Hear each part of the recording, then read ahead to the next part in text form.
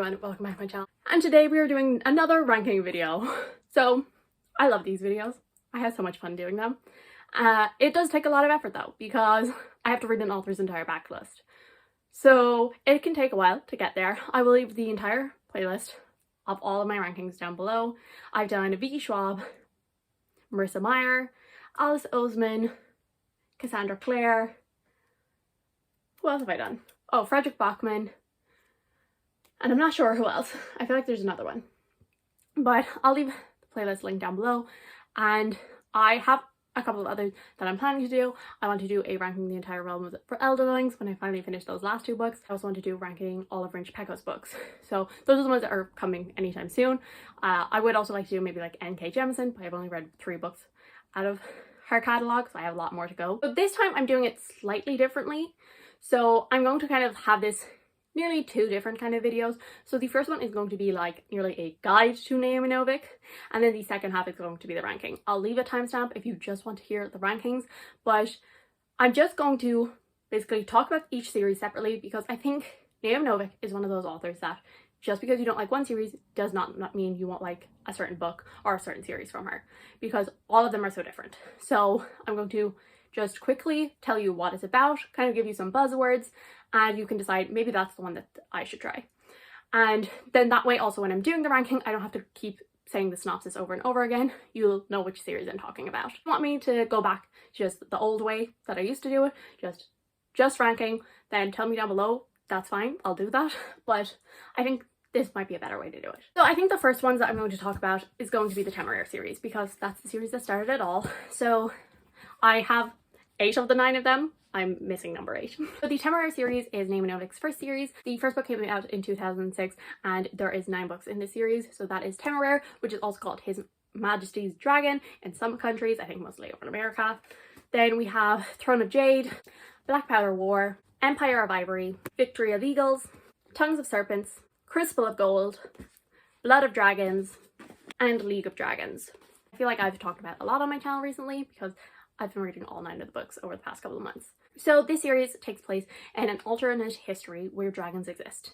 And so we follow Captain Will Lawrence, and he is a naval captain in the Napoleonic Wars. And he gets into a skirmish with a French ship. He ends up winning, and so he gets to take whatever he wants from the French ship. And this includes a dragon's egg. And this egg then begins to hatch on aboard their ship. All of these naval officers, they don't know a lot about dragons, but they do know that they are supposed to be harnessed as soon as possible. And so they kind of draw sticks to see who will do it, but Captain Will Lawrence, he's not going to make any of his men do what he wouldn't do. And so he ends up deciding to harness the dragon, and he calls the dragon Temeraire, and then from there we follow kind of the journey of the 2 of them as they try and help the war effort against Napoleon. I feel like you can get the general tone from just that synopsis. So this one I would say has a more formal writing style.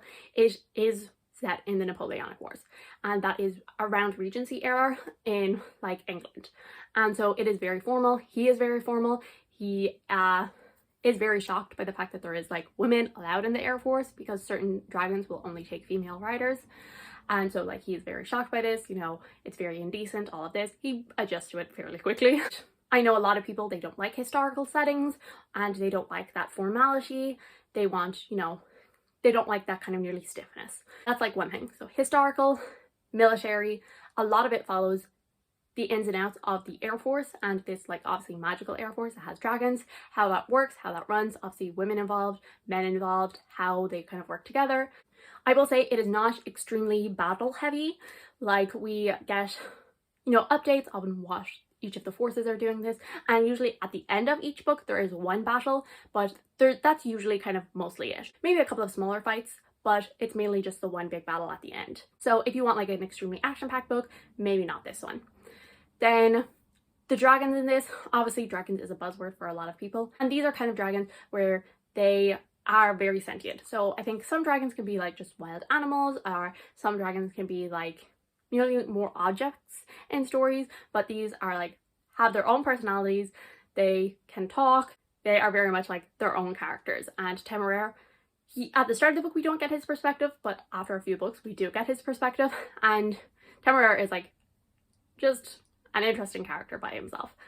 Probably one of the most important things about this book is the bond between Lawrence and Temeraire. And if that's something that you're interested in, obviously I would recommend you check this out.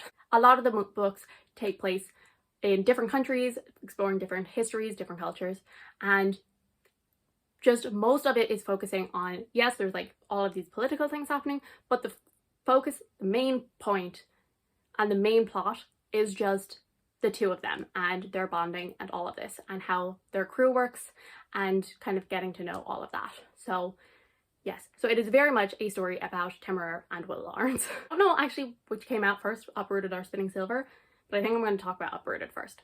So Uprooted is one of her like fairy tale-esque stories. Follows a girl and she lives in this village, and this like wizard comes along and takes girls from this village, and he keeps them for a couple of years, and then he returns them back with like a whole load of money and like anything that they need, and like all of the girls come back and they were never harmed or anything like this, and kind of nobody really understands why this is happening. Everyone knows that one particular girl in the village is going to be chosen because she is beautiful, she's smart, she's just so much more amazing than everyone else.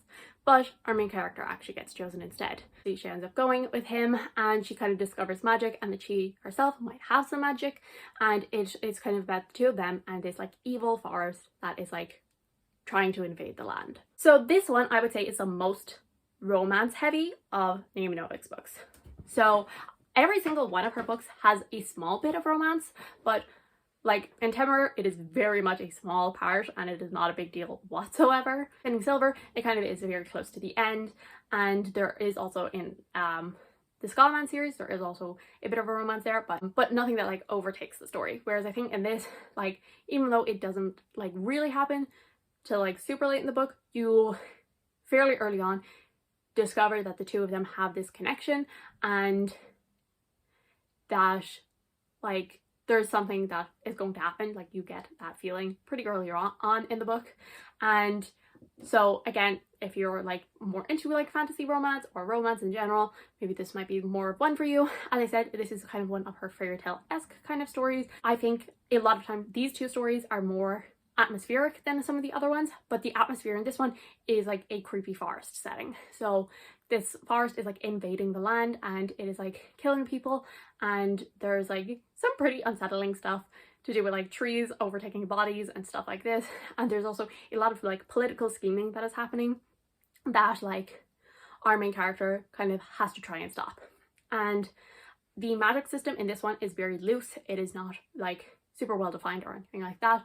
And our main character actually breaks the rules of the magic system because the other character, like, he knows that these are the rules of magic, but she doesn't seem to abide by them. And then keeping with the fairy tale ones, we're going to go talk about Spinning Silver next, and this is kind of a bit of a Rumpelstiltskin retelling, and this is the only book that is multiple perspectives. We follow, I think it's 4 female characters, and all 4 of them this is set in like Russia, and our first perspective that we're introduced to, her father is a lender, and he is not a very good lender because he lends money and then never gets it back, and he just kind of can't bear to, you know, go around asking people for money back when he knows that the situations are really rough.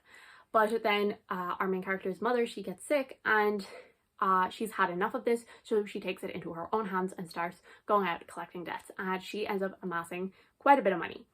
And then the kind of fairy king hears of this girl who can turn silver into gold and demands that she do that for him. And so we follow her as she is trying to do that for him, as well as some other perspectives of women who are obviously stuck in their position because of the time period and the men in their lives and all of this, and all of them trying to break free. And we follow all of them as they do whatever they can to try and break out of the situations that they are in. So this one, as I said, it is the only one that is multiple perspectives, which I know interests a lot of people. A lot of people like multi-perspective stories. It's very strong on the female empowerment. And again, this one is a historical setting, and again, formal, maybe not as formal as the Temeraire series, but again, quite formal, but I think maybe a bit more of a rural setting. It doesn't feel maybe as stiff. Again, another fairy tale-esque feeling, very atmospheric, but this one, instead of it being like creepy woods, it is a very snowy, cold, chilly kind of feeling. And this one, it does feature fairies, but it's definitely like the creepy, cunning, like you can't trust them kind of fairies. I wouldn't say this one is particularly heavy on the magic. I would say Uprooted is more like focused on actual magic than this one. This one actually just follows girls, and yes, there is bits of magic that are happening, but it follows them and they do very human things to try and get out of their situations, as well as sometimes turning to magic. And then the last ones I'm going to talk about is the Scholomance series. I keep going to say by Naomi Novik. That is literally the whole point of this video, which that consists of A Deadly Education, The Last Graduate, and The Golden Enclaves.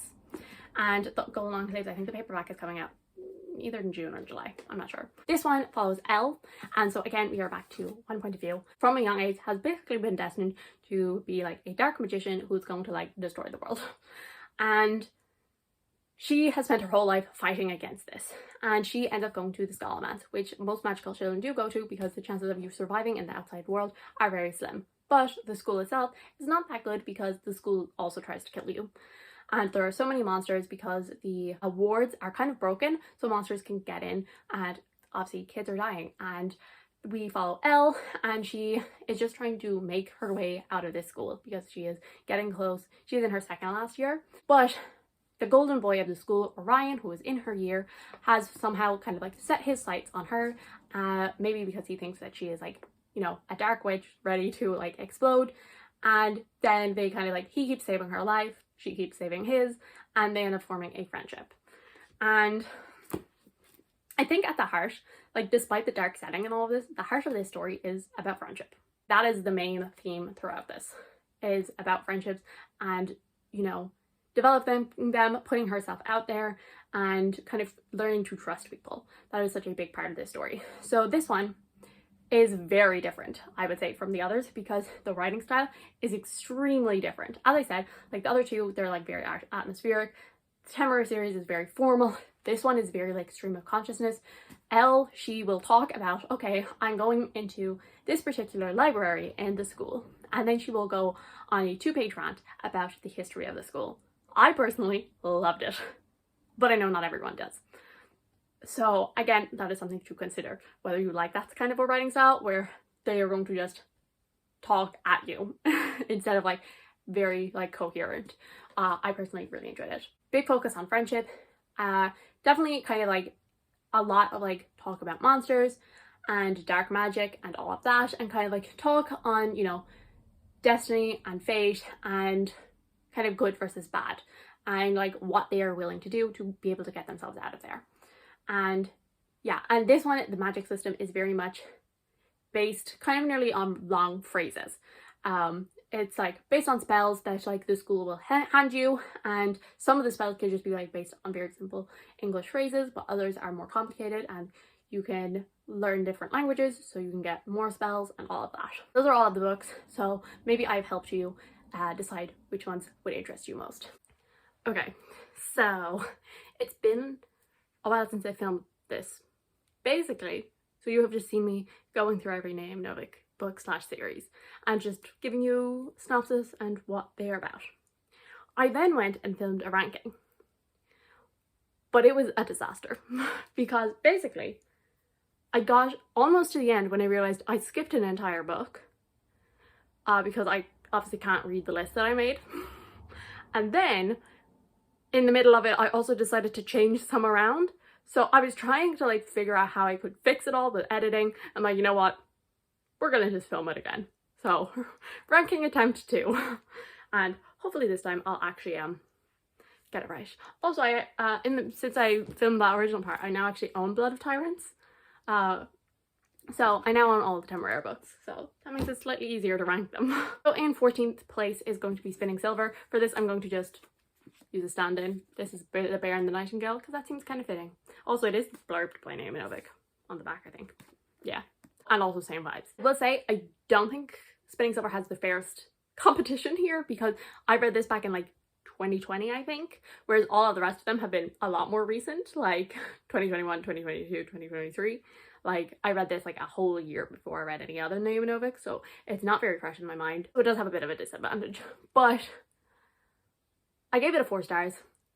Basically every book on this list is going to be a 4 stars. Basically it's the battle of the 4 stars. I liked it. I really liked it. And I think I enjoyed the story and the themes and the atmosphere. I think this is probably one of my favorite books atmosphere-wise. I love the wintry, snowy setting. I thought it was very realistic the way that everything was handled, because it wasn't just like, you know, I mean, some stuff was done through magic, but I enjoyed watching their experience. Is like all of them had different backgrounds, and seeing how all of that played into how they reacted to their situations and built their way up in society basically, and took whatever power they could. And so I really enjoyed it for that. I liked the characters. I don't remember loving them. I'm very much a character driven reader. It isn't particularly memorable to me, and I think my biggest criticism with this book is this is Naomi Novik's book that has the most point of views. Most of the time it's only a single point of view she writes from. You know, the Scotland series is only one. Temeraire starts with only one, and then we get Temeraire's point of view, but that's two. This has, I think, four, and none of them had very distinct narrative voices. None of them felt very different, and you would have to start a chapter and it could take you a couple of pages before you actually realize who you were reading from. And that was my main problem with it, but I did overall enjoy the story. That since I didn't really connect to the characters and couldn't really tell them that apart that much, that's why it's at the bottom. But obviously I still enjoyed it. It was a 4 stars. And number 13 is going to be Uprooted, and again we're just using the second book. I kind of struggled between these two, which to put in 14th and which to put in 13th, because both of them, they're very much a fairy tale feeling. That can and can't work for me. I feel like I very rarely love a fairy tale kind of story. Like, they're very rarely favorites, but I do seem to like overall enjoy them. But neither of them are ones that stick with me. But I do think that, again, Uprooted had like that bit of advantage because I only read it in last December, so it's a bit more fresh in my mind. And again, another one, I did love the atmosphere. I love like the creepy forest vibes, and there are like a couple of scenes that just really stick out in my mind that I can still remember a couple months later, and that's kind of why I think it gets put above. Like, there's some scenes that just like they're still in my mind, and I just really loved how they were written and everything, but I don't really remember anything else.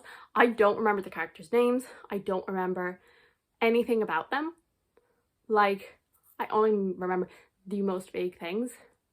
I remember like I would say from like maybe like 75% onwards, and I can remember like maybe like the first 25%, but the middle 50%, I have no idea what happened in those. That's going to be number 13. So then we have Black Powder War, which is the third book in the Temeraire series. It's going to be very hard to tell them all apart because I started binging them towards the end. I feel like a lot of the books, they focus on a different place, and that, I mean, that is true.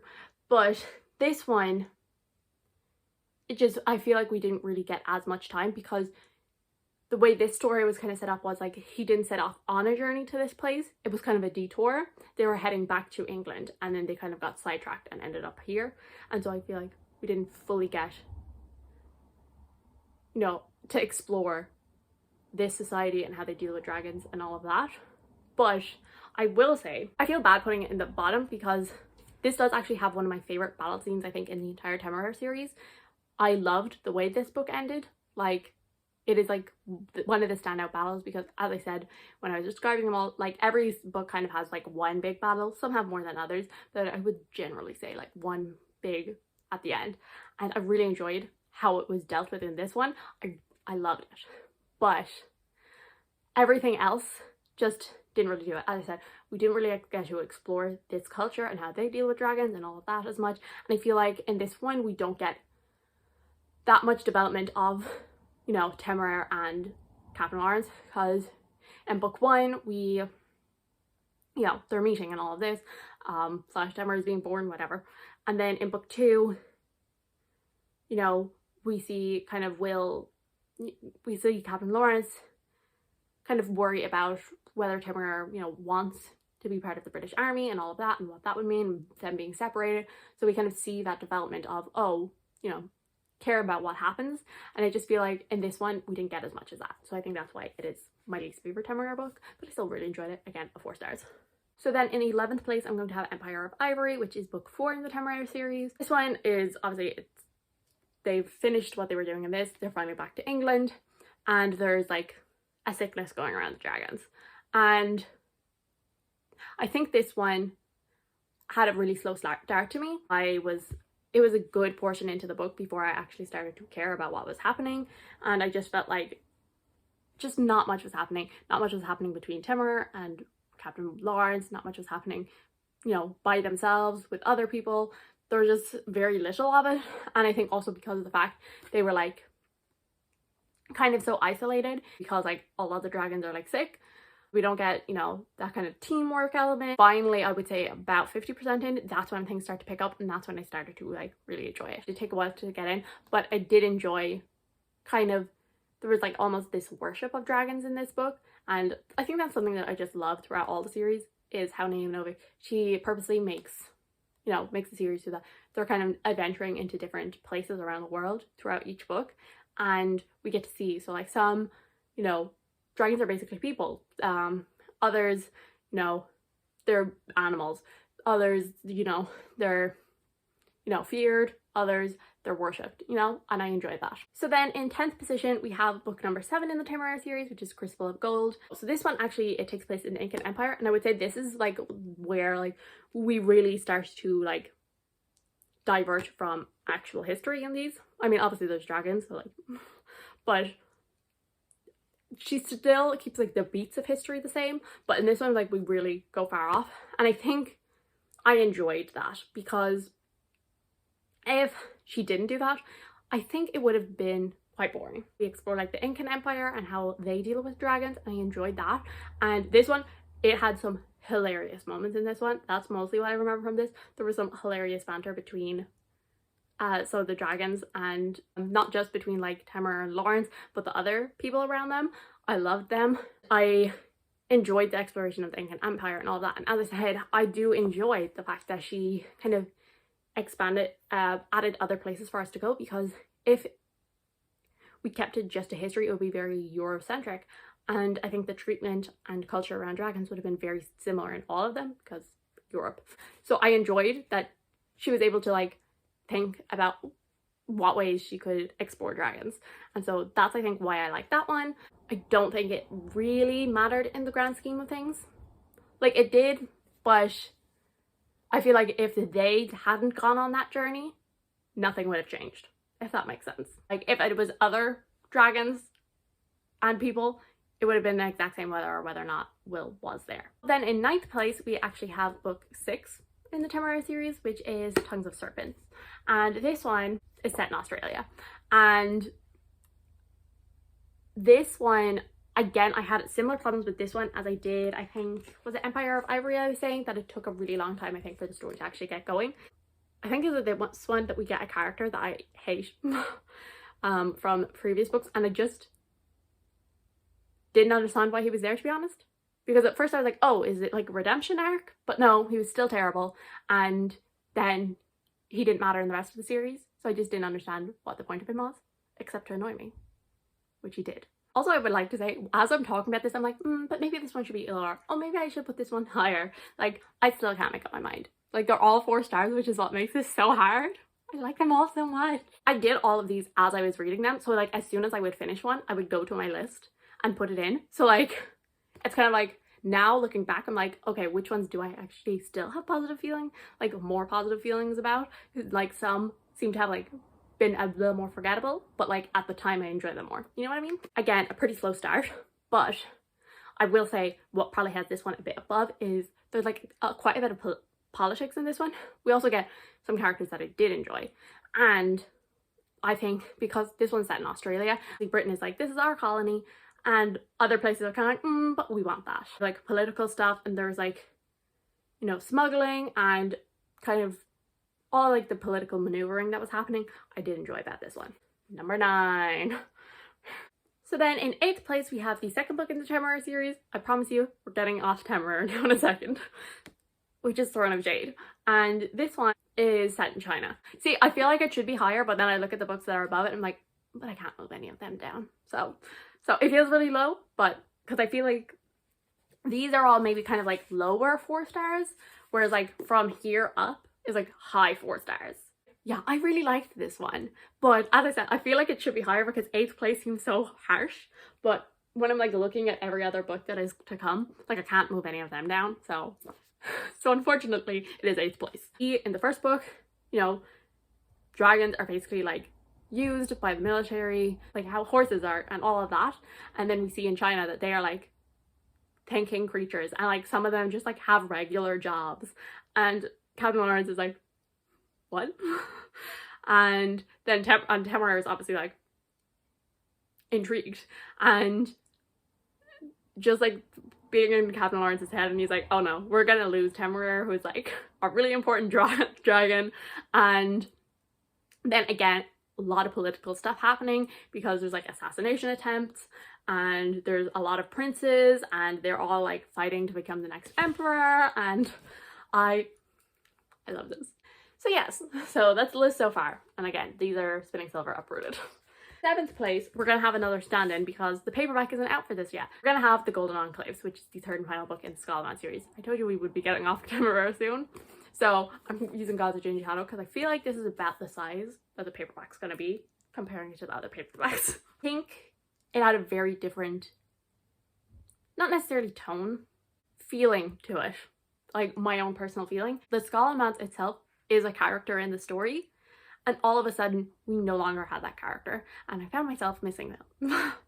And because like, yeah, as I said, the Scalaman is such a big part of the first book, and it is like actively messing with Elle sometimes and helping other times, and like it is itself kind of has its own personality. So not having it just kind of you felt that loss. And I really enjoyed that setting. And so while I liked the plot and things that were happening, I loved the setting of the Scalamans, and so I did miss it. I really did enjoy the reveals about the Scalamans, about the Enclaves, about characters and what their destinies are and all of that. I loved the reveals in here, but as I said, the main thing was I missed the Scalaman setting, and I also missed a lot of characters. They said when I was describing them, it is actually a story about friendship, and because they're doing different things, we miss out on some of those interactions and dynamics that we've had in the first 2 books that I really love, and that's why I love the series so much. It's because of those dynamics, and without that in this book, it just wasn't the same. That doesn't mean I didn't like it. Obviously it's a 4 stars. I enjoyed the reveals. I enjoyed learning more about the magic in the past and how all of this came to be, but I just kind of missed I missed the dynamic that we had between the characters and the school. And then in 6th place, we are going to have A Deadly Education, which is the first book in the Scalaman series. And again, as I said, I really enjoyed this one. I liked the tone. I personally really like the writing style, like the stream of consciousness, like Elle we are like in Elle's head, and Elle just has her thoughts going like a million miles a minute, and she cannot keep on topic. And I love that. I love that for her. And I love the introduction to Elle, I love the introduction to Orion, and also to characters that like I think become a bigger deal in the 2nd book, because I feel like we get, as I said, you know, friendships and all of that. We get her starting to form these friendships, but they're kind of built upon more in the 2nd book, and I think that's why I liked it. And I also, as I said, I love the dynamic between Elle and Orion, and I liked the introduction to the school. I liked everything that was introduced and laid down, but as you can see, there's one that hasn't been mentioned yet, and I feel like all of that stuff that I loved in the first book were built on more in the 2nd, which we will get to in a little bit. This is technically a 5 stars, but I am putting it amongst the 4 stars because I feel like the book itself is a 4 stars, but I gave it a 5 stars to kind of represent the whole series, and that is the 9th book in the Temeraire series, League of Dragons. So this is the final book in the Temeraire series, and as I said, I gave this a 5 stars, but it is, like, this book itself is probably more of a 4 stars, but when I finished it, it was kind of like every book, as I said, is by itself, it's in a different place, it's exploring different cultures, there's a battle at the end to help move forward the plot of them defeating Napoleon. This one, it all comes together. There is things that he did in the 2nd book and in the 3rd book come back to all build together to in this final battle against Napoleon. And so I enjoyed how all of it came together. This is what it has all been leading up to, and I enjoyed that. And that is why I gave it a 5 stars, because I think as a whole, the series, I just loved it so much that I wanted to like you know, when these things were coming back that happened so early on, I wanted them to kind of like give this a 5 stars to like represent that I appreciate the series as a whole and the big picture, because we were getting the little picture all along and then we got the big one and I enjoyed it. But why I think this book itself is a 4 stars, because I enjoyed the characters, I enjoyed all of the dragons, I enjoyed the battles. There's a lot more battles in this, but the very final battle is basically fade to black. And I was like, where am I missing pages? Because that is just so anticlimactic to me. She has proved through this series that she writes really good battle scenes, so I don't understand why she basically faded to black on the very last one, the big one. Oh, as I said, I did give it 5 stars. It is more of a 4, but as a series overall, I want to give it a 5. Victory of Eagles, which is book 5 in the Temeraire series. So this one, yeah, this is one of my favorite ones. We'll see 2 out of the 3 Temeraire books that are in the top 4 are very much like angsty, and that is very much my thing. I love when my characters are miserable. I love when they're in pain. I love when they're struggling, and that is absolutely this book. So I'm not going to, I can't really tell you the synopsis of this because it would be a major spoiler for how the 4th one ends, and I liked how the 4th one ended and I thought it was really fun. And so this takes place directly after, and so I can't tell you like where they are, what they're doing, all of this, but I can tell you the first small bit of this story that they are separated, and we finally, for the first time, we get Temeraire's point of view. And I love that because, number one, so Captain Lawrence is just like being miserable. And I love that. And then we see Temeraire and he's really struggling because like he's all of a sudden realized that he's like, wait, I'm like, the British don't see me as my own entity. Like everything I do comes back to Captain Lawrence. So if I, you know, if I'm the perfect dragon and obedient and all of that, they are going to, you know, that's all gonna not come back and be like, wow, Temeraire is so amazing. It's gonna be like, wow, Captain Lawrence is such a good captain. And also, if he does anything bad, it will be either, well, it was Captain Lawrence's idea and he just brought Temeraire along, or Captain Lawrence is a terrible captain who can't control his dragon. And so it's kind of Temeraire's having some realizations in this book, and I personally really enjoy that. It's very fun to read from a dragon's point of view, and as I said, just him learning, being like, people don't make sense, but I guess I gotta try. In 3rd position is going to be the one that started it all, Temeraire, also known as His Majesty's Dragon. And I think when I actually started it, it's kind of like one that I look back on really fondly because it's the one that started it all. Just like, and even though I've read so many scenes in this one still stick out in my mind compared to the rest. And I think that's why it has to be in the top 3, because as I said, it's like still so clear in my mind. I feel like I should actually get like a new copy of this because I bought this secondhand, and like look how stiff and yellow it is. Then again, I also kind of want the US copies. The spines line up and make a picture. This one I think is just like has a special place because it's the one that started it all. So of course I love it. And as I said, the introduction to the world, to the dragons, all of this, I think when I first read it, I was like, I like this, but it's like not going to be a favorite or anything. And then just as I read on the series, I just loved the series more, I loved the characters more, and as I said, and then I would look back and I would still remember so clearly scenes from this book, and I was like, okay, this is like a really high 4 stars for me. Like I just really love this. In 2nd place, it's going to be The Last Graduate, so the 2nd book in the Scotland series. So this is like basically everything that I said about book 1 that I loved about it, even more of this, you know? So, because we get Elle, she's like, so we get Orion and Elle in the 1st book, you know, they're making friends, they're becoming friends, they're trying to help the school and all of this. And we get more of that in this book. We get more of their dynamic, more of them, their banter, all of that. We also get the school being even more tricky than usual. Like, it seems to be sabotaging Elle. So the school plays such another huge role in this book, like even more so than the 1st, because it seems to be actively sabotaging her, whereas before it never seemed to do that. And so now it seems to be like taking an interest in her. And then we also like some of the other friends that Elle made in the 1st book, we kind of like really get development of that friendship, and we like really come to care about them and their group and all of that. And how this book ends, I I'm still mad at my cousin. So basically, I had seen people when this first came out. I wanted to wait for the paperback and all of that. I think people were like, oh my god, how can you end a book like that? You can't do that to me. Like, how am I supposed to wait until next year when the final book comes out? So I knew that it was going to be some sort of like cliffhanger. And I was talking to my cousin who had already read this book. And she was like, oh no, it's not that big of a cliffhanger. Don't worry about it. I was like, oh, okay. So then I decided to read it eventually. And then I finished it. And I swear to God, I wanted to kill her. And I said to her, I was like, how is that not a cliffhanger? And she said, oh, I know it is. I just wanted you to be surprised. I was like, what? In first place, going to be the 8th book in the Temeraire series, Blood of Tyrants. Which, as I said, because when I first filmed the ranking, I actually didn't own this one yet. So I was like, oh my god, the only Temeraire book I don't physically own is the one that is my favorite. I will say, I think this is most people's least favorite Temeraire book because it has the amnesia trope. But I loved it. As I said, I am a sucker for any sort of angst. And I mean, amnesia trope is basically top tier angst.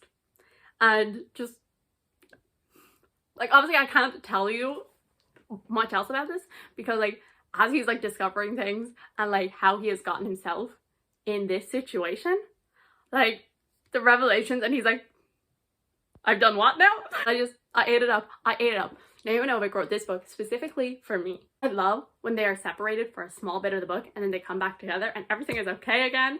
And I love this. And also we get Will just being a complete idiot in this book, and I thoroughly enjoyed it. And I think this was like a really good setup to the final book because there's just like so many emotions running, and we see how like they're struggling and all of this. And as I said, this one, I just love this. Okay? I love it. So yes, so that is number 1. That is Naomi Novik ranked number 1 to 14. Oh, let's lift them. There we go. We have Spinning Silver, Uprooted, Black Powder War, Empire of Ivory, Crucible of Gold, Tongues of Serpent, Throne of Jade, The Golden Enclaves, Deadly Education, League of Dragons, Victory of Eagles, Temeraire, The Last Graduate, and then last, but certainly not least, Blood of Tyrants. So those are my ranking of Naomi Novik. If you have any other particular questions about Naomi Novik, then leave them down below. Only 2 of them are technically 5 stars, and one of them is in 5th place. So there's like a load of 4 stars above it. There's only one like that I'm like, this is a 5 star. Because like League of Dragons is like 5-star representative of the whole series. So like Naomi Novik is like a solid 4-star author for me. But I would still consider her probably a favorite author. Because, I mean, I've read all her books and I like every single one of them so much. So I feel like the Scholomance and Temeraire, I love both of those series. But like, the books, I like. Does that make any sense? Thank you guys so much for watching. I do hope you enjoyed. If you did, subscribe. And I'll see you all in the next one. Bye!